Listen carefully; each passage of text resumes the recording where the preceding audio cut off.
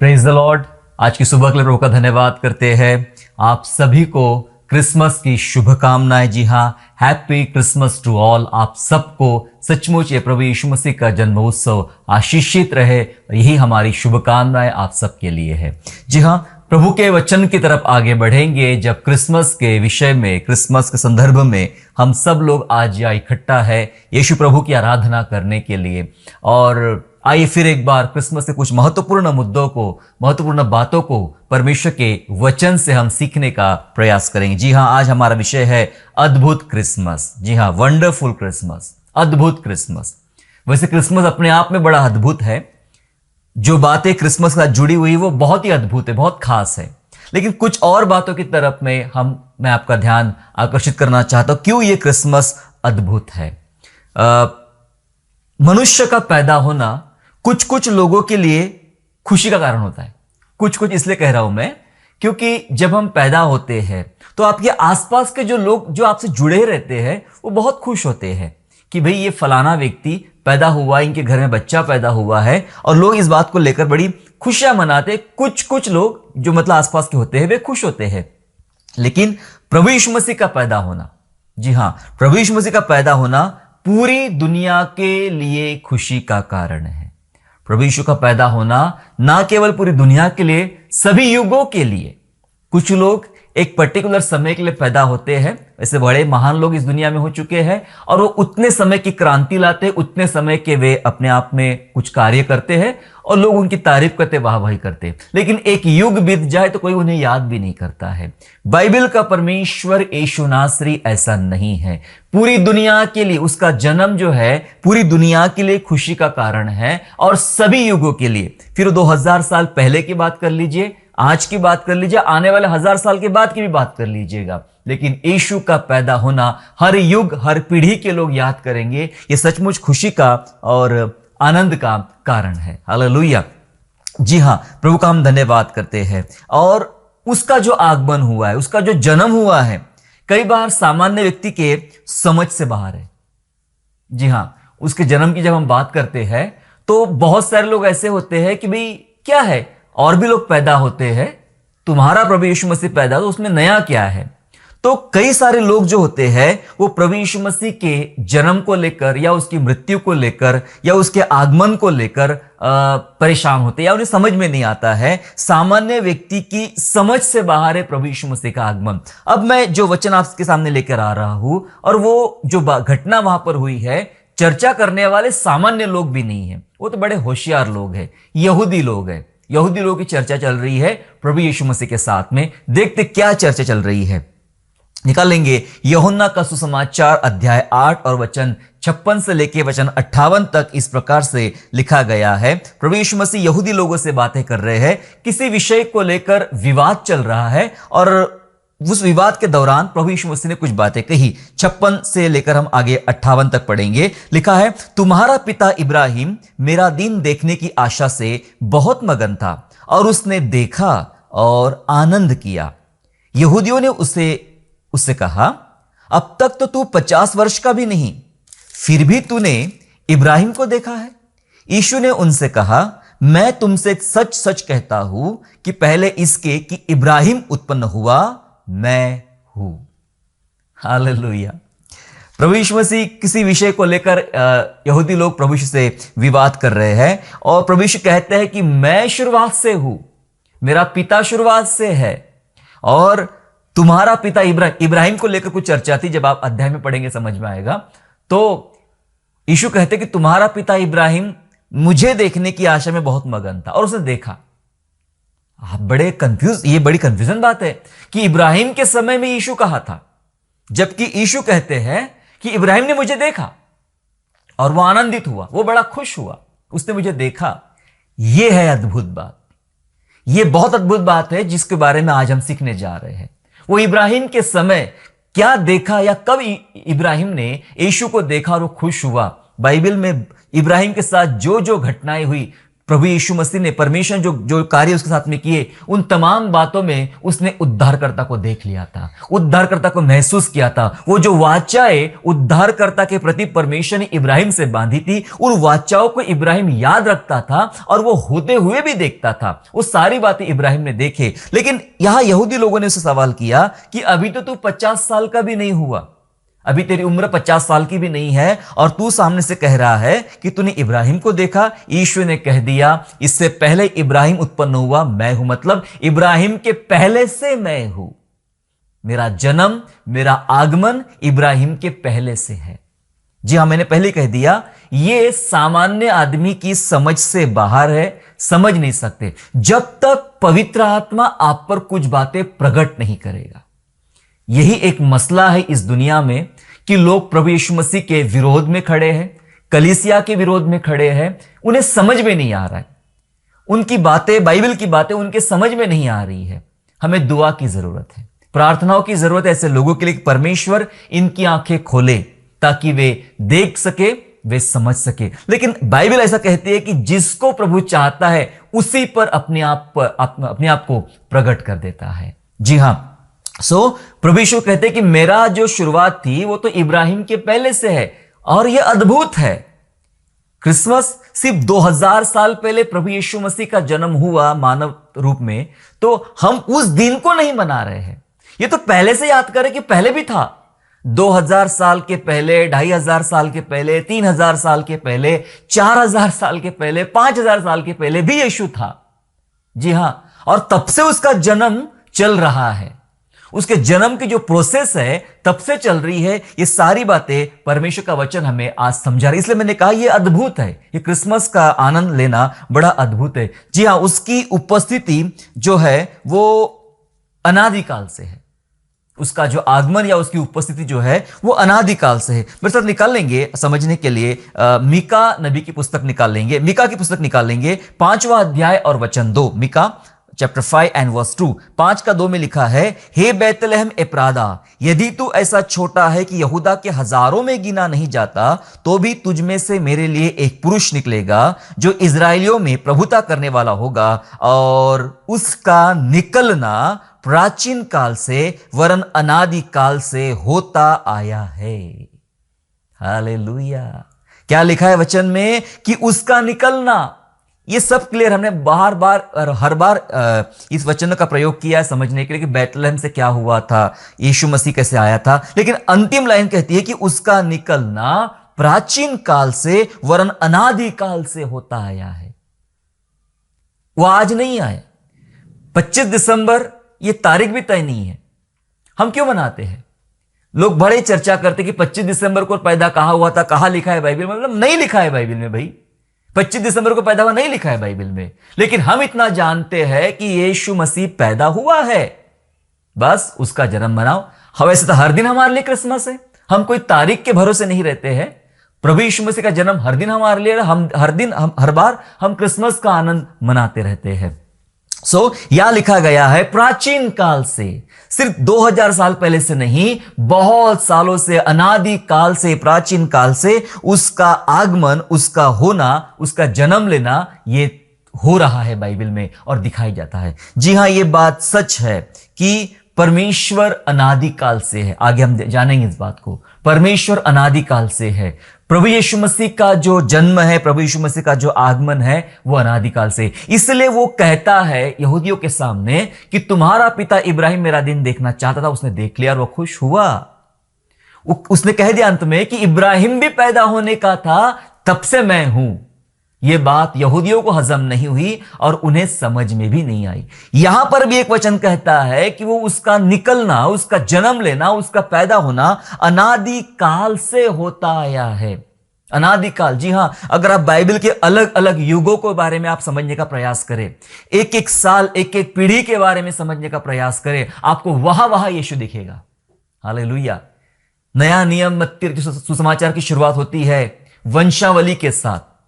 मुझे नहीं लगता किसी भी धर्म ग्रंथ की शुरुआत एक ऐसी लंबी चौड़ी वंशावली के साथ शुरू होती है, नहीं, लेकिन बाइबल की तो हुई है। ये हुई है, इसका यह मतलब है जो बहुत सारी पीढ़ियां वहां बताई गई है, उन पीढ़ियों का वर्णन है, उसके डिटेल है, उसका इतिहास है, और वो सारी बातें यह बताती है कि उन उन पीढ़ियों में, उन उन परिवारों में यीशु था। यीशु तब से पैदा हो रहा था। यह अद्भुत है क्रिसमस। उस अद्भुत दिन को या उस अद्भुत घटना को आज हम मना रहे। हम दिन को नहीं मनाते हैं, हम उस घटना को मनाते हैं। हालेलुया। सो हम उत्सव मना रहे हैं मेरे प्यारों। अनादिकाल से होता आया है। और प्रकाशित वाक्य उसका पहला अध्याय और वचन 8 भी कुछ ऐसा कहता है। रेवलेशन चैप्टर 1 एंड वर्स 8 भी ऐसा कहता है, प्रभु परमेश्वर वह जो है और जो था और जो आने वाला है, जो सर्वशक्तिमान है, कहता है कि मैं ही अल्फा और ओमेगा हूं। हालेलुया। क्या लिखा है? मैं ही अल्फा हूं, मतलब मैं ही शुरुआत हूं। किसी भी चीज की शुरुआत जब आप ढूंढते हो, उसके भी पहले आप शायद बड़े वैज्ञानिक है, साइंटिस्ट है, आप कोई चीज की शुरुआत ढूंढ रहे हो और शायद आपने ढूंढ भी लिए होंगे, लेकिन उसके भी पहले से वो कहता है मैं अल्फा हूं, शुरुआत, और मैं अंत हूं, ओमेगा। बाइबल कहती है जो था मतलब ये भूतकाल है। उस समय से, जब से सब कुछ भी नहीं था, तब से वो है। तो जो था, जो है, ये वर्तमान काल है।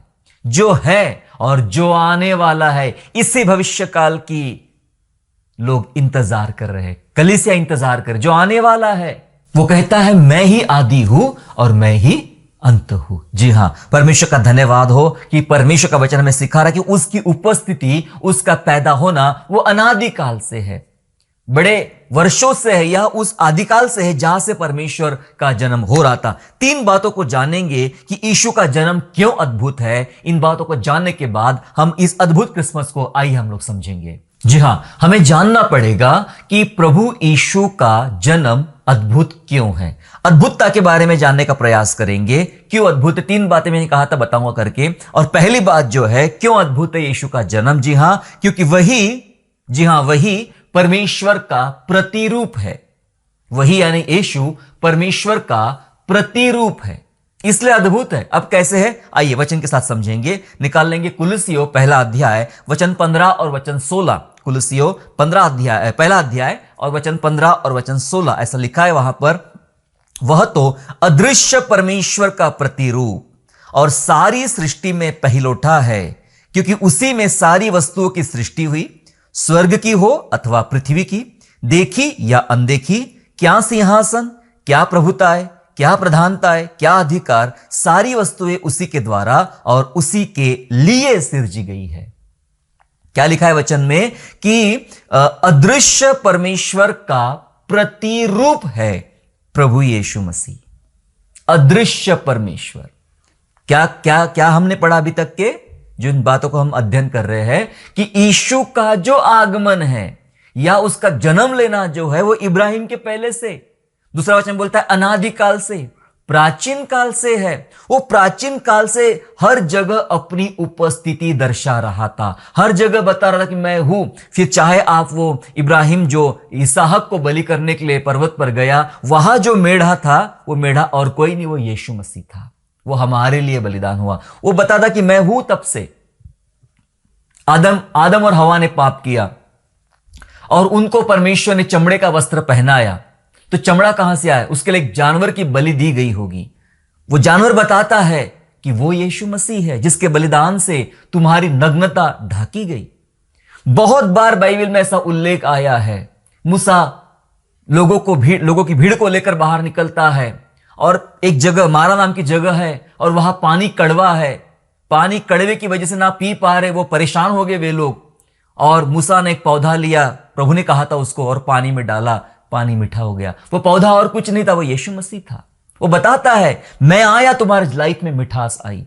ऐसे कई सारे एग्जाम्पल्स बाइबल के हैं जो हमें याद दिलाते कि मैं तब से था। सारी विधियां, अगर आप लय व्यवस्था विवरण गिनती को जब आप ध्यान से पढ़ते हो, जहां पे अलग अलग विधियां बताएगी, होम बलि, पाप बलि, दोष बलि, अन्न बलि, इन तमाम बलियों में जो मुख्य किरदार होता था, जिस पशु का, जिस वस्तु की कुर्बानी की जाती थी, वो दूसरा और कोई नहीं था, वो यीशु था। परमेश्वर तब से बता रहा है। क्या लिखा है बाइबल में? लिखा है उसमें वो अदृश्य परमेश्वर जिसको किसी ने नहीं देखा, जिसको किसी ने नहीं देखा, उस अदृश्य परमेश्वर का प्रतिरूप है। प्रतिरूप माने वो जो दिखता नहीं था उसको दिखाया यीशु मसीह ने। क्या अद्भुत है उसका जन्म! दिखाया कि वो कैसा है, वो कैसा दिखता है, वो कैसा काम करता है, उसके तौर तरीके क्या है। ये सारी बातें समझाने के लिए उद्धारकर्ता परमेश्वर मानव रूप ढाल के धरती पर आया। वो उसका प्रतिरूप है। और लिखा है इतना महान है, इतना महान है कि यह लिखा है सारी सृष्टि में पहिलौठा है। जब कुछ भी नहीं था, मैं तब से बता रहा हूं, जब कुछ भी नहीं था, उन सारी सृष्टि में सबसे पहला अगर कोई है तो यीशु। हम 25 दिसंबर नहीं मना रहे हैं, हम दिन का उत्सव नहीं मना रहे, हम घटना का उत्सव मना रहे हैं। यह घटना हो चुकी है धरती पर कि उद्धारकर्ता सर्वसामर्थी महान सर्वशक्तिमान परमेश्वर ने मनुष्य का रूप धारण किया, धरती पर आया। उस घटना का उत्सव हम मना रहे हैं। हालेलुया। सो लिखा है वही सबसे पहले है। और बड़ी सुंदर बात लिखी 16 वचन में लिखा है उसी में सारी वस्तु की सृष्टि हुई। यीशु में ही सब सारी जितनी भी चीजें बनती दुनिया में दिखाई जाती है वो सब यीशु में पैदा हुई। स्वर्ग की हो या पृथ्वी की, देखी हो या अनदेखी, सब उसमें। क्या सिंहासन, क्या प्रभुता है, क्या प्रधानता है, क्या अधिकार, सारी वस्तुएं जितना आपकी आंखें देख सकती है, जितना आपकी आंखें देख सकती है, जितना नहीं भी देख सकते हो, वो सारी वस्तुएं यीशु के द्वारा, और लिखा है यीशु के लिए सिरजी गई है। हालेलुया। ये सब हमारे लिए नहीं है, ये यीशु के लिए है और उसने हमें दे दिया, तुम भी इस्तेमाल करो। मेरे लिए है ये सब, क्योंकि हम उसके बन गए हैं, इसलिए परमेश्वर ने कहा ये तुम्हारा है। Praise the Lord. जी हां, वो तब से है, वो परमेश्वर का प्रतिरूप है। वही बहुत सारे लोग ये कहने का प्रयास करते हैं कि मैं परमेश्वर का अवतार हूं, ईश्वर का अवतार हूं। और अवतार है तो भाई तब कहां थे आप? जब सृष्टि की रचना चल रही थी। उसके बारे में कोई बात नहीं करता। मैं कई सारे लोगों को जानता हूं, चर्चा करता हूं और बात करता हूं, उन लोगों से पता चलता है वे बातें करते कि नहीं हमारा ये गुरु महान है, हमारा ये व्यक्ति महान है, हमारे ये संत महान है। और जब मैं उनसे बात करता हूं ये सृष्टि के समय कहां थे ये लोग, तो उसका कोई वर्णन नहीं। सृष्टि कैसे बनी उसका कोई वर्णन नहीं। सृष्टि के बारे में बहुत सारी ऐसी अद्भुत बातें जो बाइबल में लिखी गई है उसके बारे में उसका कोई वर्णन उन्हें जानकारी नहीं है, उन्हें पता नहीं है। जी हां, इसलिए प्रतिरूप का वही क्यों है? वही इसलिए है कि वही यीशु राजा है जिसने परमेश्वर जो अदृश्य था उसको प्रकट कर दिया। प्रतिरूप आया। कोई चीज का प्रतिरूप का मतलब होता है जस्ट एक जेरॉक्स कॉपी। प्रति कॉपी उसे कहते हैं, जेरॉक्स कॉपी। उसकी जेरॉक्स बनकर वो आया और दिखाने के लिए, क्योंकि इंसान की आंखें परमेश्वर को देख नहीं सकती। आपको याद होगा जब मूसा परमेश्वर से बातें कर रहा था पहाड़ के ऊपर में, और 40 दिन 40 रात रहने के द्वारा प्रभु ने जो उससे बातें किया उसके अंदर सामर्थ आई और उसकी दाढ़ी से भी किरणें बह निकली थी। और वो साधारण किरणें भी कोई इंसान देख नहीं पाता था। सोचो अदृश्य महान परमेश्वर को कैसे कोई देख सकता था। इसलिए परमेश्वर ने, जिसे आप देख सकते हो, एक साधारण व्यक्ति को, इसलिए साधारण व्यक्ति बनाकर यीशु मसीह को इस दुनिया में परमेश्वर ने भेजा है। वही सृष्टि का मतलब परमेश्वर का प्रतिरूप है। और परमेश्वर का प्रतिरूप होने के लिए वो सृष्टि के निर्माण में उसका होना जरूरी था, और वो था। अगर आप बाइबल ध्यान से पढ़े समझ में आता है पिता पुत्र पवित्र आत्मा शुरुआत से है। वो बातें करते हैं आओ हम सृष्टि को बनाएं, आओ हम मनुष्य को अपने स्वरूप और समानता में बनाएं। तब से यीशु मसीह है। पहले अध्याय से, पहले वचन से प्रभु यीशु मसीह है, बताया जाता है बाइबल में। जी हां, वही सब कुछ है। वो बताने आया कि मैं ही परमेश्वर हूं, परमेश्वर का प्रतिरूप हूं। जी हां, मालिक का बेटा भी मालिक होता है ना? मालिक का बेटा भी मालिक होता है। परमेश्वर प्रभु यीशु मसीह जो है परमेश्वर का पुत्र है। किसी ने कहा कि आप तो उसके बेटे की तारीफ करते हो, उसके बेटे की महिमा करते हो, हम तो पिता की तारीफ करते हैं। मैंने कहा भैया बेटा भी मालिक होता है, मालिक का बेटा भी मालिक होता है, और वही सब कुछ है। वही सब कुछ है, बाइबल बताती है कि वही सब कुछ है। जी हां, इसलिए एक वचन ऐसा कहता है इब्रानियों की पत्री में, मेरे साथ चलेंगे, इब्रानियों की पत्री में पहला अध्याय और वचन 3, पहला अध्याय का वचन 3 ऐसा कहता है, वह उसकी महिमा का प्रकाश, वह यानी यीशु, वह उसकी महिमा का प्रकाश और उसके तत्व की छाप है, और सब वस्तुओं को अपनी सामर्थ्य के वचन से संभालता है। वह पापों को धोकर ऊंचे स्थानों पर महिमामन के दाहिने जा बैठा, महामहिमन के दाहिने जा बैठा। हालेलुया। जी, क्या लिखा है वचन में कि वह यानी यीशु परमेश्वर की महिमा का प्रकाश और उसके तत्व की छाप है। तत्व की छाप यानी जो है उसका वो प्रतिरूप है। याद रखना, तत्व की छाप। पुराने समय में राजा की अंगूठी की छाप लगाई जाती थी। वो राजा की अंगूठी की छाप है तो लोग मानते थे कि ये जो कायदा, ये कानून या जो आया है हमारे यहां, ये राजा ने भेजा है, राजा का काम है ये। तो लोग उस अंगूठी की छाप से पहचानते थे कि ये राजा का आदेश है। ठीक वैसे प्रभु यीशु मसीह परमेश्वर के तत्व की छाप है। आप उसे झुटला नहीं सकते, नकार नहीं सकते। वो परमेश्वर का बेटा है, परमेश्वर है, तत्व की छाप है मेरे प्यारों। इसलिए मैंने कहा अद्भुत है ये क्रिसमस, अद्भुत है उसका जन्म। पहली बात हमने सीखा कि वही परमेश्वर का प्रतिरूप है, वही परमेश्वर का प्रतिबिंब है। हालेलुया। आइए दूसरी बात को समझने का प्रयास करेंगे, दूसरी बात को जानेंगे हम कि क्यों प्रभु यीशु मसीह का जन्म जो है वो अद्भुत है। दूसरी बात को जानते हैं, और दूसरी बात यह है कि वो उत्तम बातों से भी उत्तम है। दुनिया में जितना कुछ बेस्ट माना जाता है, सर्वोत्तम माना जाता है, जितना भी बेस्ट है, उन तमाम बेस्ट से, उन तमाम उत्तमता से भी ज्यादा उत्तम है यीशु नासरी।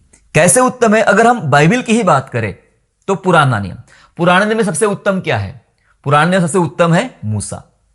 मूसा है, और मूसा के बारे में पुराना नियम बात करता है। वो बहुत ही बेस्ट है, खास है, विशेष है परमेश्वर का। मूसा की व्यवस्था और सारी बातें हम जब बात करते हैं, अगर हम नया नियम में बात करें तो नया नियम में स्पेशल कौन है? नया नियम में उत्तम कौन है? यस, यीशु मसीह तो है, लेकिन पुराने नियम में भी यीशु मसीह है, नए नियम में भी यीशु मसीह है। यीशु मसीह, पवित्र आत्मा को थोड़े टाइम के लिए अगर हम लोग बात ना करें तो फिर कौन बचा? फिर कौन बचा उत्तम? तो नए नियम में उत्तमता की सेवा दिखाई पड़ती है, स्वर्गदूतों की सेवा। स्वर्गदूतों की सेवा, जी हां, उन्होंने किस टाइप से सेवा किया और वो आज तक वे काम करते हैं, आज तक सेवकाई करते हैं। तो मैं बात कर रहा था कि उत्तम बातें जितनी पाई जाती है उनसे भी उत्तम है प्रभु यीशु मसीह, उनसे भी उत्तम है। मैं मूसा की बात कर रहा हूं, मैं स्वर्गदूतों की बात कर रहा हूं। बाइबल कुछ बात करें, पढ़ेंगे मेरे साथ में, इब्रानियों की पत्री में चलेंगे। इब्रानियों उसका अध्याय 3 और 4, देखो क्या लिखा है। 3 और 4 में ऐसा लिखा है, क्योंकि वह मूसा से इतना बढ़कर महिमा के योग्य समझा गया है, जितना कि घर का बनाने वाला घर से बढ़कर आदर पाता है। क्योंकि हर एक घर का कोई ना कोई बनाने वाला होता है, पर जिसने सब कुछ बनाया है वह परमेश्वर है। हालेलुया। क्या लिखा है वचन में कि मूसा से इतना बढ़कर महिमा के योग्य समझा गया है। यीशु वो है जो सबसे उत्तम है पुराने नियम में, और वो है मूसा, परमेश्वर का प्रिय, जिसने इज़राइल को व्यवस्था दिया। इज़राइल किसी भी कीमत पे मूसा को भुला नहीं सकती है और मूसा के बातों को झुटला नहीं सकती है। जी हां, बाइबल बात करती है मूसा तो बेस्ट है, उत्तम है, लेकिन यहां जिसकी बात हो रही है वो मूसा से बढ़कर उसकी महिमा है। मैं कह रहा हूं कि जितनी बातें उत्तम हैं उन तमाम उत्तमता से भी उत्तम है, इसलिए अद्भुत है ये क्रिसमस। हम यूं ही कुछ नहीं मना रहे, हम कुछ भी केक खाने का, पार्टी करने का प्रोग्राम नहीं मना रहे, हम उस उत्तम परमेश्वर को समझने का प्रयास कर रहे हैं। वो मूसा से उत्तम है। इब्रानियों पहला अध्याय और वचन 4 ऐसा कहता है, और स्वर्गदूतों से उतना ही उत्तम ठहरा जितना उसने उनसे बड़े पद का वारिस होकर उत्तम नाम पाया है। हालेलुया। वचन कह रहा है कि प्रभु यीशु मसीह स्वर्गदूतों से भी उत्तम है, स्वर्गदूतों से भी उत्तम ठहरा है। यस, स्वर्गदूत बहुत बेस्ट है। उनकी सामर्थ, उनके काम जब आप देखोगे तो आप अद्भुत करोगे कि क्या अद्भुत है ये स्वर्गदूत। इसलिए बाइबल बात करती है वो स्वर्गदूत नहीं, उससे भी कई गुना बड़ा और कई गुना उत्तम है। इसलिए मैंने कहा उत्तमता से भी उत्तम है हमारा प्रभु यीशु मसीह। वो मूसा से उत्तम है, वो स्वर्गदूतों से उत्तम है। इतना ही नहीं, उसका बहता हुआ खून भी बहुत उत्तम है। हालेलुया। बाइबल सिखा रही है उसका बहता हुआ खून भी बहुत उत्तम है। अगर आप इब्रानियों की पत्री में ही, इब्रानियों की पुस्तक में ही 12वें अध्याय में चले, इब्रानियों उसका 12वां अध्याय और वचन 24 ऐसा कहता है, 12 अध्याय का 24 कहता है, और नई वाचा के मध्यस्थ यीशु और छिड़काव के उस लहू के पास आए हो जो हाबिल के लहू से उत्तम बातें कहता है। हाबिल का लहू क्या था? हाबिल का लहू न्याय मांग रहा था, चिल्ला रहा था कि मेरा न्याय चुकाया जाए, क्योंकि उसके भाई ने उसका खून किया था। हाबिल का लहू, यीशु के लहू के बारे में बात हो रही है कि यीशु का लहू हाबिल के लहू से भी उत्तम है। वो उत्तम बातें करता है, उत्तम बातें करता है। वो न्याय मांग रहा था हाबिल का लहू, यीशु का लहू न्याय कर रहा है। हालेलुया, बहुत उत्तम है। इसलिए मैंने कहा उत्तमता से भी उत्तम है। आप अपने लाइफ में किस बात को ज्यादा महत्व देते हो, जिस किसी बात को ज्यादा महत्व देते हो, उसके भी आगे, उसके भी ऊपर यीशु मसीह है। उत्तमता से उत्तम। इसलिए मैंने कहा यह यीशु का जन्म बड़ा अद्भुत है। अद्भुत रूप से प्रभु यीशु मसीह ने जन्म लिया, और ये क्रिसमस जो मना रहे, ये बहुत अद्भुत क्रिसमस है मेरे प्यारों। आइए इस क्रिसमस को और समझने का प्रयास करें। तीसरी और अंतिम बात इस संदेश की मैं बता के खत्म करना चाहता हूं कि क्यों यीशु का जन्म अद्भुत है। जी हां, दो बातें हमने अभी तक सीखा है। पहली बात देखा हमने कि वही परमेश्वर का प्रतिरूप है या उसके तत्व की छाप है। दूसरी बात हमने सीखा कि वह उत्तम बातों से भी उत्तम है। दुनिया में जितनी भी उत्तमता पाई जाती है उनसे भी वो उत्तम है। और तीसरी बात बताना चाहता हूं, वो पैदा हुआ ही है मरने के लिए। जी हां, वो पैदा हुआ है मरने के लिए। हम पैदा होते हैं जीने के लिए, समझे? हम पैदा होते हैं जीने के लिए। जब आप लोगों से मिलते हो, बुजुर्गों से मिलते हो, आपको आशीर्वाद देते, क्या कहते हैं? जुग जुग जियो, है ना? वो आपसे बात करते हैं जुग जुग जियो, जीने का आशीर्वाद देते हैं। हर आदमी जीना चाहता है और जीवन का उत्सव मनाना चाहता है। और हमें लगता है कि अब तो मैं एक बार पैदा हुआ तो 70, 80, 90, 100 साल तक तो जीकर रहूंगा, और उसके पहले मैं ये सब नहीं खत्म होने वाला। और जीना चाहता इंसान, और जीना चाहता है, और जीना चाहता है। हम सोचते हैं मैं जीने के लिए पैदा हुआ। कई देशों में कई वैज्ञानिकों ने, मेडिकल साइंस ने ऐसी तरक्कियां किया है कि जो उम्र को बढ़ाने की बात करते हैं। कई ऐसे मेडिसिन, कई चीजें बनाई जो आपको उम्र को बढ़ाने की बात करते, क्योंकि लोग सोचते हैं कि हम और ज्यादा जिए। हमें लगता है कि हम पैदा हुए हैं जीने के लिए। यीशु मसीह पैदा हुआ मरने के लिए। अद्भुत है क्रिसमस। वो पैदा हुआ मरने के लिए। आप कहेंगे मरने के लिए क्यों? इसलिए ताकि आप ना मरे, अनंत स्वर्ग में, अनंत राज्य में, अनंत जीवन में आप प्रवेश करें, आप अनंत नरक में ना जाए, आप ना मरे। इसलिए पहले वो मरा। वो पैदा ही हुआ है मरने के लिए। जब यीशु का जन्म हुआ था तब यीशु को मंदिर में ले जाया गया, और कुछ समय के बाद में, कुछ दिनों के बाद मंदिर ले जाया गया, और वहां पर कुछ बात हुई। लूका रचित सुसमाचार 2 अध्याय और उसके 34 और 35 वचन को हम लोग पढ़ेंगे, जहां इस प्रकार से लिखा है। शमौन नाम का एक बूढ़ा व्यक्ति था जो परमेश्वर के राज्य की बाट जोह रहा था, और उसके हाथ में उस बालक यीशु को लिया उसने, और कहने लगा, 34 वचन, तब शमौन ने उनको आशीष देकर उसकी माता मरियम से कहा, देख, वह तो इज़राइल में बहुतों के गिरने और उठने के लिए और एक ऐसा चिन्ह होने के लिए ठहराया गया है जिसके विरोध में बातें की जाएगी, वरन तेरा प्राण भी तलवार से वार पार छिद जाएगा। इससे बहुतों के हृदय के विचार प्रकट होंगे। जी हां, शमौन, वो बूढ़ा आदमी, बातें कर रहा है कि उसकी माता मरियम से कहा कि यह बहुतों को उठाने के लिए और बहुतों के गिरने का भी कारण होगा। एक चिन्ह ठहराया परमेश्वर ने, यीशु ये चिन्ह है, और उसके विरोध में बातें की जाएगी। आज कलीसिया विरोध का सामना कर रही है और हम न्याय मांग रहे हैं सरकार के पास, इसके पास, उसके पास। कोई फायदा नहीं।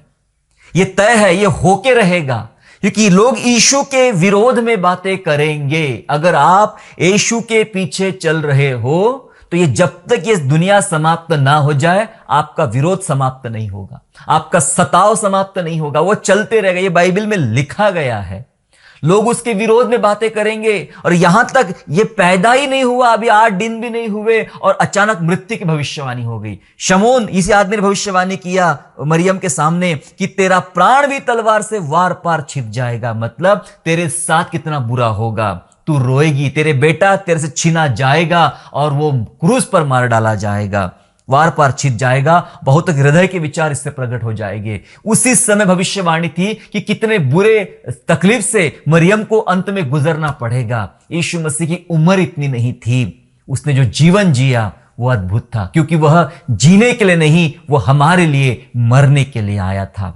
हालेलुया, वो मरने के लिए आया था, इसलिए ये अद्भुत है। उसका आगमन, उसका पैदा होना, ये बहुत अद्भुत है मेरे प्यारो। और उस बात का हम आनंद मना रहे हैं। मैं पहले कह चुका हूं, हम दिन का उत्सव नहीं मना रहे हैं, हम उस घटना का उत्सव मना रहे हैं जो प्रभु यीशु ने या परमेश्वर पिता ने इस संसार में हमारे संग किया था। यूहन्ना बपतिस्मा देने वाले ने ऐसा कहा था, यूहन्ना के पहले अध्याय में यूहन्ना बपतिस्मा देने वाले ने ऐसा कहा था, पहले अध्याय के 29 और 30 पद में ऐसा कहा, दूसरे दिन उसने यीशु को अपनी ओर आते देखकर कहा, देखो यह परमेश्वर का मेमना है जो जगत का पाप उठा ले जाता है। परमेश्वर का मेमना है, जगत का पाप उठा ले जाता है। यह वही है जिसके विषय में मैंने कहा था कि एक पुरुष मेरे पीछे आता है जो मुझसे श्रेष्ठ है, क्योंकि वह मुझसे पहले था। वो भी मानता है कि मेरे से पहले यीशु था।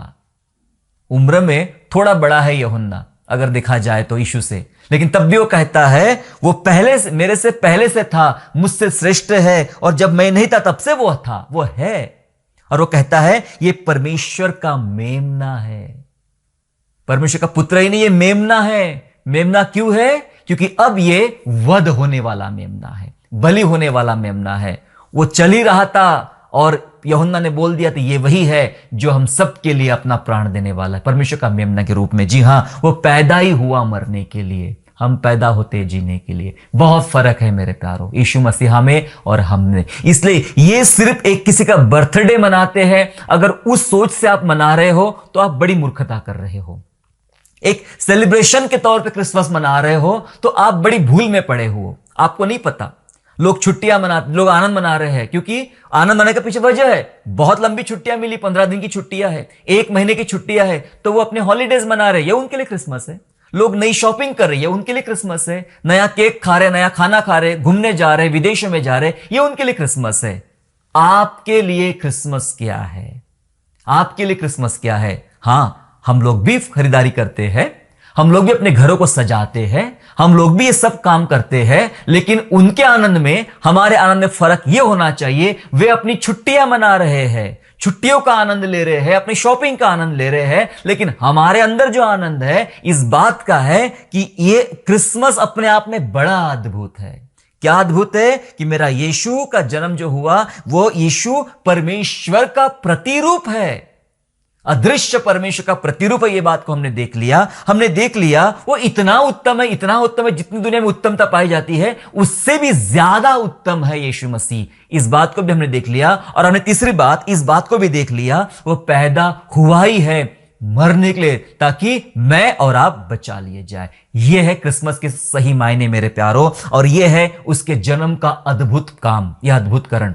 जी हां, आइए हम प्रार्थना करें परमेश्वर से इस वंडरफुल क्रिसमस में कि प्रभु मैं इन बातों को बहुत गहराई से जानूं, मैं परमेश्वर पिता तुझे बहुत करीबता से जानूं और इस क्रिसमस को मनाऊं। सचमुच जो आनंद आज आपके घरों में हो रहा है, कलीसिया में हो रहा है, आसपास में हो रहा है, उससे ज्यादा और गहरा आनंद परमेश्वर आपके हृदय में देना चाहता है। आओ उसे बुलाए कि प्रभु मैं तुझे जान गया, मतलब मैं मेरे परमेश्वर को जान गया, तू ही मेरा परमेश्वर है।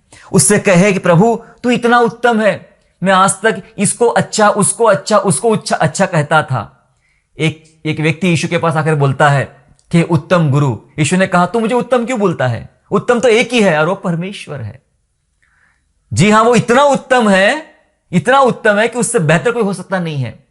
वो कहता परमेश्वर उत्तम है, और यीशु कौन है? यीशु ही परमेश्वर है, यीशु ही परमेश्वर, वो उत्तमता से भी उत्तम है, और वो हमारे लिए प्राण देने के लिए आया। आइए उस पर विश्वास करें ताकि इस क्रिसमस के आनंद को और बहुगुणित करें अपने जीवनों में। दुआ करेंगे। सर्वशक्तिमान पिता, हम धन्यवाद करते हैं आपको कि ये क्रिसमस का आनंद हमारे लिए बहुत खास है। प्रभु जी, प्रभु हमारा आनंद दुनिया के लोगों के जैसा नहीं है पिता परमेश्वर, जो सिर्फ व्यर्थ बातों के लिए है प्रभु जी, लेकिन हम आनंद इसलिए मनाते हैं कि हम अपने प्रभु को जाने, उद्धारकर्ता को जाने, हमारे सृष्टिकर्ता को जाने, जिसने हमारी सृष्टि की, जो अनादिकाल से है, आदिकाल से, वो इब्राहिम के पहले से है। ऐसे प्रभु की हम आराधना करते हैं पिता, जो अनंत काल का सर्वज्ञानी, सर्वव्यापी, अल्फा और ओमेगा परमेश्वर है। उस महान प्रभु का हम धन्यवाद करते हैं। प्यारे पिता परमेश्वर, हमें आशीषित कीजिए यीशु राजा, और इस क्रिसमस के आनंद को हमारे अंदर और दुगना कीजिए, अपनी महिमा कीजिए। धन्यवाद करते हैं। धन्यवाद के साथ उद्धारकर्ता प्रभु यीशु नासरी के नाम से यह प्रार्थना मांगते हैं, आमीन। आशा करता हूँ आज के संदेश के द्वारा आपने आशीष प्राप्त किया है। यदि सचमुच आपने आशीष प्राप्त किया है तो इस संदेश को दूसरों के साथ शेयर कीजिए, और हमारे दूसरे भी संदेशों को सुनने के लिए हमारे चैनल को सब्सक्राइब करें और नोटिफिकेशन के लिए बेल आइकन को दबाइए। और हाँ, यीशु पर विश्वास करना ना छोड़े, वो आपको आशीषमय स्थानों की ओर आगे ले जाएगा। God bless you all.